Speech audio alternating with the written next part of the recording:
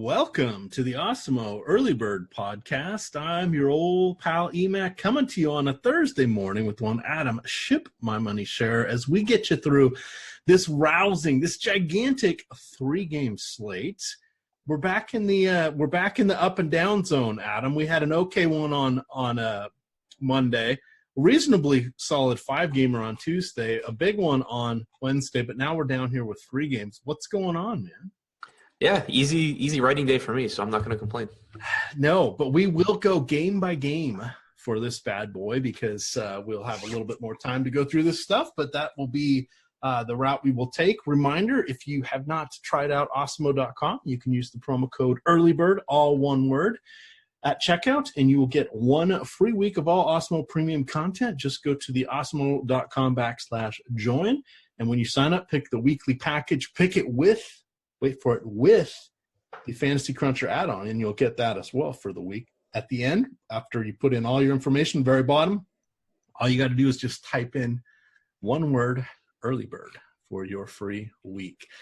All right, Adam, looking at a couple of injuries here. We know that Draymond Green is going to be out both Thursday and Saturday with his injured toe.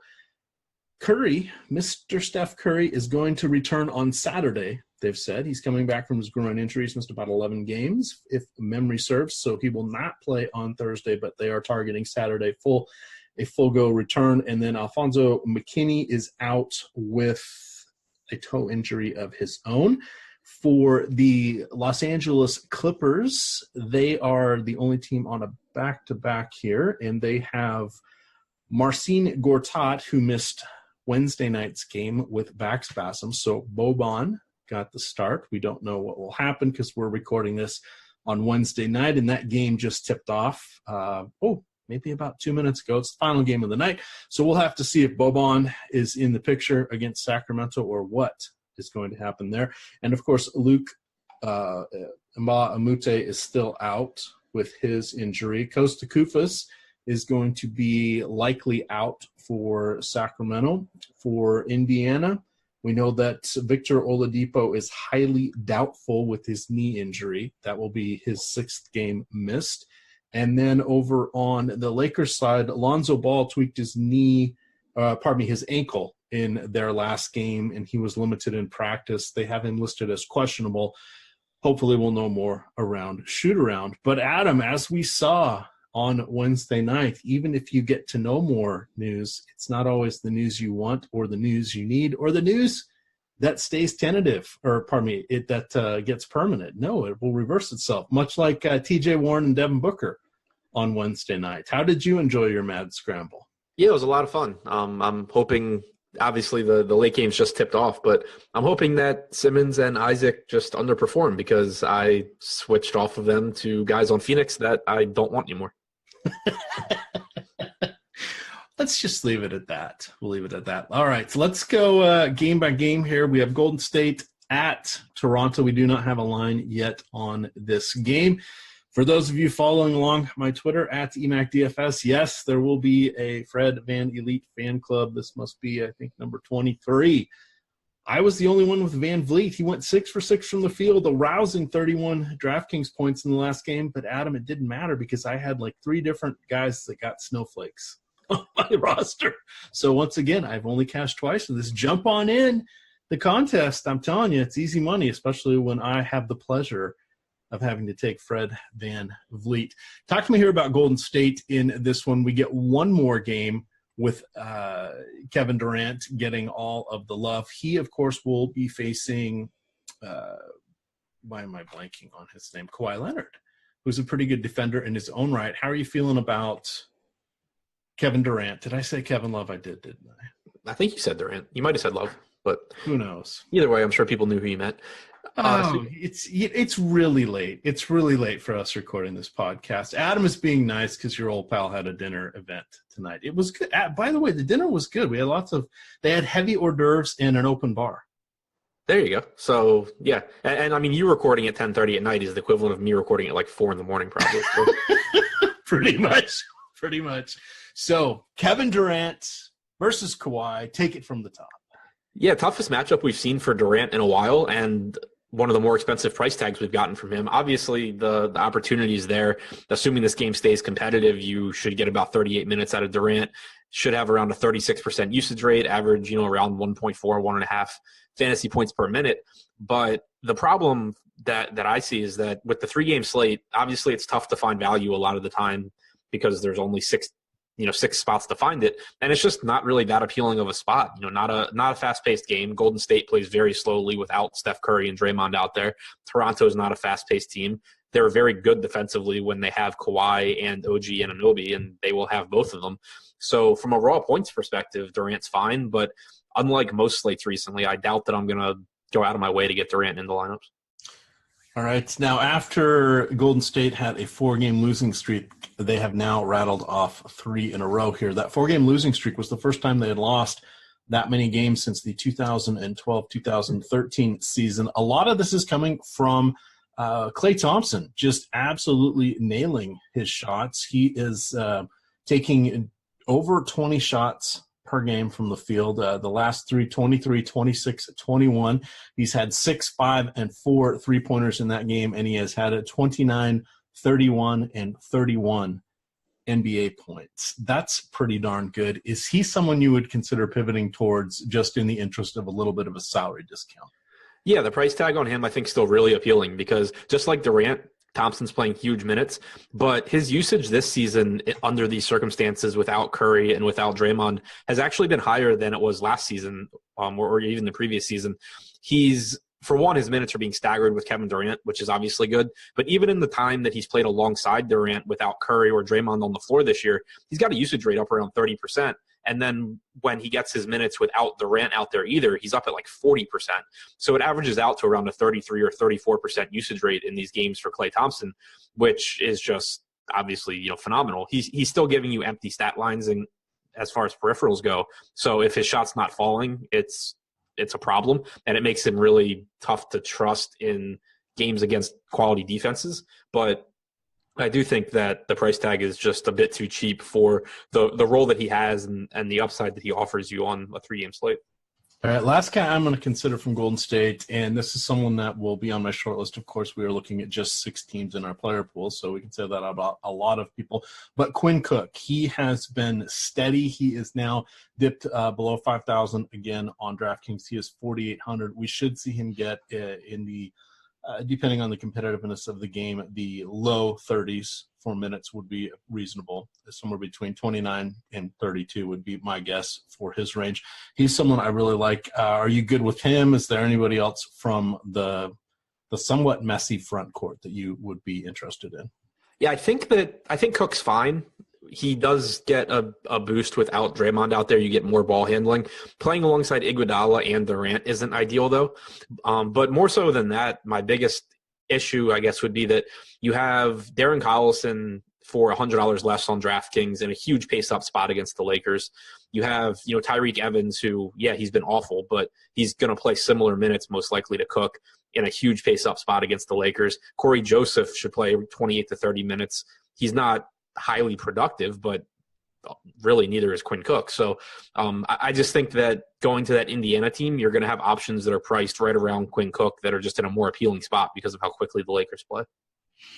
All right, let's turn this around. Let's look at Toronto. We have Kyle Lowry, who has been solid, though not spectacular. He is averaging about a fantasy point per minute over his last 3, which is decent. But again, your mileage may vary. We don't have a lot of discounts coming here from Toronto because everybody is healthy outside of Norm Powell. Greg Monroe should be available to play. That was the injury note on him. But you know what? He has been a DNP CD, which is did not play coach's decision far too many times this year for us to really be concerned with him. What do you like, if anything, for a Toronto priority? I'm going to guess Serge Ibaka. Yeah, I like Ibaka. Should be a game where he plays plenty of minutes here. He does see his usage rate drop when he plays alongside Kawhi, just like Kyle Lowry does. So that's, a little bit of an issue, but Only 5,500 on DraftKings is a really, really nice price tag for him. So I like him there. I like Kawhi. I mean, you need to get raw points somewhere, obviously, on a slate like this, and raw points really kind of become more important than point per dollar in some ways because there's only so many guys that can give you, 50 plus raw fantasy points. And Durant's expensive in a tough spot. LeBron is expensive in not a tough spot, but a huge pace down spot. Leonard gives you a little bit of savings, and he's going to be defending ball dominant guy in Durant. So he has the opportunity for defensive stats. He should play really big minutes here, assuming the game stays competitive. He has over a 30% usage rate when he plays this season. I think that taking the discount on Kawhi and hopefully getting, around the 50 fantasy points from him, you just end up hoping that LeBron and Durant, go for like 55 to 60 and not, 70. But I think taking the savings there, unless, really good value opens up, is probably a good approach. All right. And then I'm assuming no real desire for Valanciunas, not the best matchup for him going against these more mobile guys for Golden State. Danny Green, never really exciting. OG Anunoby, tough to consider when everybody else is healthy. That's about all I think we got here from the Raptors. Yeah, that's about it for me. All right. Time for some fun. This is a game that we're going to play. This is called Catch Adam Off Guard, but not really. Adam is not prepared for this one, but we're going to do salaries, Adam. So we have coming up here, we have the Los Angeles Clippers and the Sacramento Kings. Can you tell me who the most highly paid player is on the Kings this year?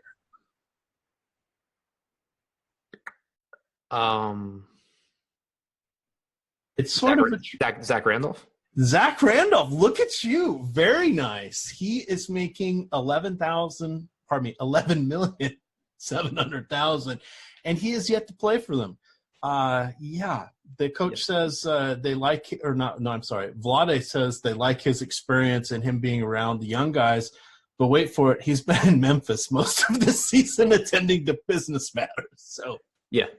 I was staring at like the list of guys that I projected to play minutes in this game, and I was like, I don't think any of these guys make any money. And then remembered Zach Randolph. There you go. See that again. That was very good. That was very good. The number 2 guy, Iman Shumpert, at 11 million. So that was fun. That was going to be my guess until I thought of Randolph. Yeah, good. That would have been solid. There, it's only a couple 100,000 less. Okay, looking at this game. Back to the fun stuff. We have the Clippers that are coming in on a back-to-back. As we mentioned there at the top, Marcin Gortat was out with back spasms. Luke Amute is probably going to be out again with his sore knee. We don't know that for sure. At some point he's going to return, but he has missed, let's see here. He has not played since October 23rd. So even if he does come back, I don't really think he's going to be a factor. He might siphon a few minutes away from some of their less than stellar players. But this is a deep team. This is a team that is far exceeding anyone's expectations. They are currently, we're at the quarter pole here for the NBA. And as I'm vamping so I can call up the standings, because I thought the last time I checked, they were number 1. They are, in fact, number 1 in the West. They're 13-6.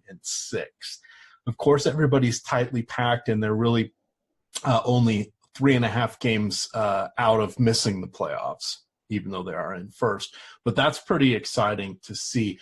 This has been an entirely different construct of a team. There's no real true star. We've seen prices come up for Tobias Harris, for Montrezl Harrell, but they've actually earned it. And they've still been putting out very decent production lines. This is a good matchup, and we know that Sacramento is not rolling over for anybody because they are actually above 500 themselves for the first time in, oh, good God, probably since the Chris Webber days. What do you got here from the Clippers? And I'm okay, even though it feels like, gosh, we're spending a little more than we normally have, but I think point per dollar and just lineup construct, looking at Montrezl Harrell or Tobias Harris on a lot of my squads is going to be fine. And if I need the discount, I don't hate going to Danilo Gallinari. Yeah, right there with you. I mean, it's another spot where the matchup really hasn't mattered for Harrell, and he's a little more expensive than you would like, but it is a fast-paced game. He should have plenty of chances to get out and run and grab rebounds. But where I'm really interested in this game is hopefully Gortat sits, because Boban, I think, would be an absolutely phenomenal play. For what it's worth, obviously at this point we don't know how many minutes he's going to play in the game against Phoenix. He is off to a great start. It's still the first quarter. He's already flirting with the double-double. But against the Kings, I would actually project him if Gortat is out and if Boban gets the start. I would I'd feel a little bit better about Boban's minutes than I did against Phoenix, because we have seen in recent games Boban and Harrell actually play alongside each other, and the Kings would afford them that opportunity because the Kings are going to play Willie Cauley-Stein for 34 to 36 minutes. They're going to have Bagley out there alongside Cauley-Stein for a while. They're a big front court, and if they don't go Cauley-Stein, Bagley, they can go Giles, Bagley. They're just big, and it'll make it so that Doc Rivers can play Boban alongside Harrell like we've seen recently. And that makes it so Harrell can get his 30 or 32 minutes and Boban can still play, more than 20. So I think it'll be really, really appealing if Gortat is out. I think Boban becomes like the best value play possible. And then, it doesn't take away from Harrell. All right. Front court's getting a little crowded. We do have Lou Williams, who is the reigning sixth man of the year. Of course, he is vying with I guess not even really vying. Montreal looks like he could be the front runner at the moment for sixth man of the year. We have Shai Gilgeous-Alexander. We have Patrick Beverley, Avery Bradley. All of these guys are going to be in the mix. I bring up Bradley and Beverley because they are so darn cheap. It is going to be a back-to-back for Avery Bradley, who has missed a fair amount of time. He has played 4 games. This will be the second that we see him on a back-to-back since returning after missing 6 games. In that first one was November 19th. That was the first day he came back. He played 20 minutes. The next day, he played 32 minutes. So I don't think we have to worry about any minutes limit on him. He has played 33 in the 2 games since then. And then, of course, as Adam mentioned, the Clippers are playing Phoenix right now, so we don't know where he's going to end up. But I like their prices, Adam. And at this point, you've mentioned Boban, but we may be looking at this is kind of like the old school where you're happy to get that $4,000 or slightly sub $4,000 player on DraftKings. And if he gets you 18 to 22 DraftKings points, you're doing cartwheels on a 6-team player pool, 3-game slate. That may be the route we have to go to get a little bit of what do we say? Stud lubrication, as one crazy Gaby used to call it. Do you know why he called the cheap guys stud lubrication? No. Because they would help you ease in the studs to your lineup. There you go. Yeah. It's a family podcast. Yeah. I wasn't around when Crazy Gaby was still around. Now you know he has the name Crazy Gaby. Talk to me about Beverly and Bradley. Yeah, they're cheap. It's a 3-game slate. There's not a lot to like. They're whatever. There's nothing really to say. All right. Sacramento.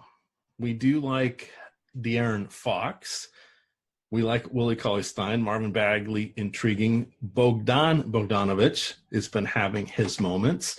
Amongst those guys, anybody stand out to you?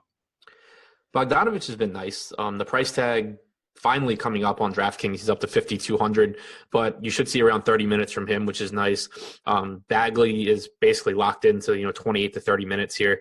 The Kings, again, overall, are on DraftKings at least, are just kind of cheap. Cauley-Stein at 5,900, probably my favorite play out of the group. As long as he stays out of foul trouble, he should play about 34 minutes here. And the Clippers are just a spot that I love taking centers against. If Gortat's in, he doesn't really do anything of value to slow people down. If he's out, you have, Boban, who is huge and can rebound and dunk and everything, but it doesn't do much to slow down, athletic centers or centers really at all on the defensive end. And then Montrezl Harrell is undersized. So I think that Cauley-Stein is a really good play at 5,900. De'Aaron Fox, we know the minutes should be there. Buddy Hield's minutes kind of come and go depending on whose minutes Bogdanovic is taking. So there is some risk there, but at only 5,700 in a fast-paced game, I do think that there's plenty of upside for Hield. I would probably, for tournaments in that like 5 to 6K range, I'd probably go Cauley-Stein number 1, Bagley number 2, Bogdanovic 3, and then Hield 4th. All right. What do these three players have in common, Adam? We are now back to trivia because there's only 3 games. Jamal Crawford, Zach Randolph, and David Lee. They were all drafted by the Warriors? No, I have no idea. Zach Randolph wasn't. Never mind. No, but I have no idea if the other guys were. They all played for the Knicks. Okay. 2007, 2008, coached by Isaiah Thomas. I just want to read some of these names that were on this team. Jamal, Stephon Marbury, Randolph, Lee, Quentin Richardson, Nate Robinson, Eddie Curry, Wilson Chandler. Oh, what a team. Malik Rose, Jerome James. I could keep going, but it's too painful. It's too painful. All right.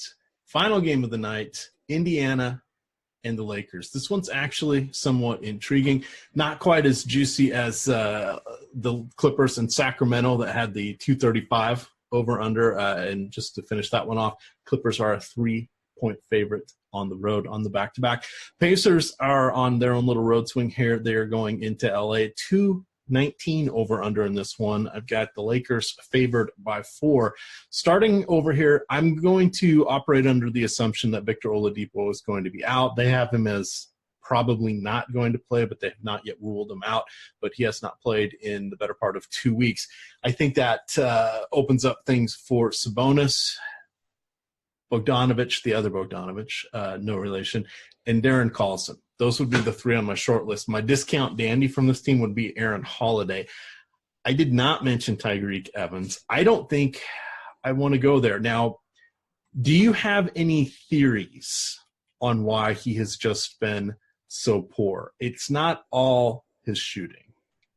No, I mean, I don't really know what to make of it. Part of it is the minutes haven't really been there in part because of blowouts or the second unit playing really well. But, even against Phoenix, he got 27 minutes, and I think that's where we should probably project him, like 27, 28 minutes. The opportunity's there. It's just he hasn't played well during this stretch. For the season, he's been fine on a per-minute basis. It's just been over the stretch, he's been really disappointing. Don't really know what to make of it, but as long as people – it might be a little bit different on this slate since it's only a 3-game slate, but on the bigger slates, he hasn't been popular anymore, in which case I was fine going to him. But I would still rather go to Darren Collison. The minutes are just a little bit more secure. He's a little bit cheaper, and he's been playing a little bit better. So I would rather go to Collison. I think Bogdanovich is fine out of that, guard and 3 group. Yep. And that was kind of where I'm going with this question, because you will be writing the deep dive on Thursday. You get that on Tuesday, Thursday, Saturday. Lafayette takes care of that on Monday, Wednesday, and Friday. I'm just curious because I know you'll be looking into it, but one thing I thought might be, if you can find any answers, is seeing how Bogdanovich has been maybe usurping Tyreek Evans somewhat, with Tyreek being the new guy, Bogdanovich having been there for this is his second season there with Indiana, and I'm just wondering if somehow he's getting more looks. They're getting about the same amount of minutes, but it just every time we've seen Tyreek do very well, he's been dominating the ball as the point guard when everybody was injured in Memphis, when everybody was dinged up in Sacramento, both stints, first when he was healthy and younger in his career, and then again when he boomeranged back to that team. I just don't think that's happening for this one, and I think that that's something that a lot of us in DFS land have lost the sight of. We have been conditioned with that phenomenal year last year, where when he was just getting all of the run, he was getting all of the ball handling, the domination, and all that, and I just don't think he's getting that for the Pacers. So just my thoughts. As we move on to the Lakers, what do you think here? Do you think it's probably 50-50 for Lonzo Ball playing? Do you think that impacts – who does that impact the most if he sits? I mean, you would get, I guess, even more ball handling for LeBron, but also you should get more minutes for Lance Stevenson, Josh Hart. We've actually seen Lance Stevenson kind of be the backup point guard in spots like this. So I think that both of them would become more appealing plays. And Lance Stevenson, couple different stints there with the Pacers. Too bad this one isn't in Indianapolis, because then he would have really, really wanted to get a triple-double. Now, yeah, maybe not so much. Now he's just a cheap play on this lineup. Amongst the Lakers front court, anybody interest you as we finish up our third and final game of this short slate? Kyle Kuzma's minutes have trended up a little bit. I'm pulling up right now to see what happened against Denver, but tough to take too much away from that game because it was a blowout. So against Denver, we saw basically 100% of the center minutes split between JaVale McGee and Tyson Chandler, at least for the first 3 quarters. The game prior to that, we saw Kyle Kuzma actually getting some time at center again. I expect that to be matchup dependent going forward. The Nuggets obviously have two real centers in Jokic and Plumlee. With Turner and Sabonis, I think maybe you could see Kuzma pick up some minutes there. Like Chandler defending Sabonis could get kind of ugly from like an athleticism standpoint, and Sabonis being able to space the floor a bit. Same for Turner, really. So I think you could see some time at the 5 for Kuzma here, and that would enable him to play more minutes, potentially push like 34 instead of 30. And his price tag is, pretty appealing at $5,600 on DraftKings if he's going to get a few extra minutes. All right, that is going to wrap up our slate for us. One last fun thought. David Lee played parts of 5 seasons. I say parts because he had seasons of 49, 69, 79, 57, and 73 games there for Golden State. He averaged, if we throw out that last year where he was just injury-riddled and coming off the bench and he was 31 years old, but the 4 seasons prior to that, he averaged just over 18 points and almost 10 rebounds per season, Adam. I'd forgotten how good he actually was during that stretch. Yeah, he was always productive. Impressive. It's fun. Shout out to Basketball Reference for curating all of this fun stats for us to go down the rabbit hole with. As we get on out of here, a reminder, you can find Adam at ShipMyMoneyDFS on Twitter. I am at EMACDFS. Check it out. You'll get the link to the Fred Van Elite fan club, the craze that's sweeping the nation. And I'm just waiting to win so I don't have to keep running this anymore because it gets demoralizing, Adam. Fred Van Elite, not so elite. You can find Awesemo content and announcements at Twitter at Awesemo_COM. And, of course, as Laffy likes to say, it's Awesemo.com. Spell it like it's awesome.com. With that, gamers, good luck.